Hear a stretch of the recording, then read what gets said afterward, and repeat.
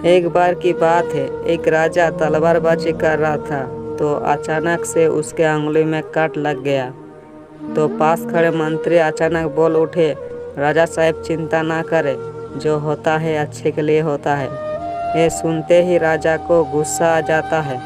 राजा उस मंत्री को कारागृह में बंद करने का आदेश दे देता है और बोलता है, इसको फांसी पर चढ़ा दिया जाए। ये सुनकर मंत्री घबरा गया। उसने राजा से निवेदन किया, महाराज, मैंने आपके यहाँ इतने वर्षों तक काम किया है, क्या आप मेरे अंतिम इच्छा पूरी नहीं करोगे? राजा बोला, ठीक है, बताओ क्या तुम्हारा अंतिम इच्छा है? बोला, कृपया मुझे 10 दिनों तक समय दीजिए, उसके बाद आप मुझे जो चाहे वो सजा दीजिए।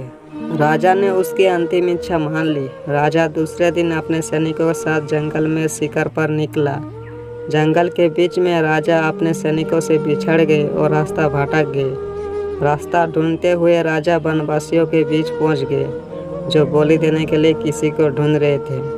वनवासियों ने राजा को पकड़ लिया और वन की देवी को बलि देने के लिए ले गए। बलि देने की सारी तैयारी पूरी हो गई।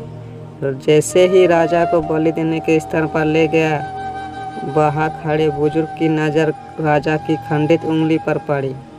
उसने आवाज़ लगाई कि ये तो खंडित है, इसकी बलि नहीं दी जा सकती। तो वनवासियों ने राजा को छोड़ दिया।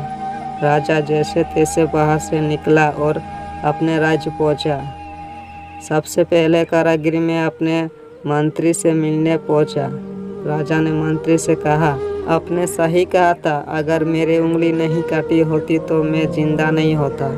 यानी जो होता है वो अच्छे के लिए होता है। राजा ने फिर पूछा, मेरा तो फ़ायदा हुआ, लेकिन आपका कैसे फ़ायदा हुआ? मैंने तो आपको सजा दी। मंत्री बोला, मैं आपके साथ शिकार पर हमेशा रहता हूँ, उस दिन भी रहता, लेकिन मेरे खंडित नहीं होने के कारण मेरी बलि चढ़ जाती, इसलिए मेरे साथ भी जो हुआ अच्छा ही हुआ। राजा प्रसन्न हुआ, लेकिन छोटी सी बात पर मंत्री को सजा देने का दुख भी हुआ। इसलिए राजा ने मंत्री को कारागृह से निकालकर फिर से अपने साथ रख लिया।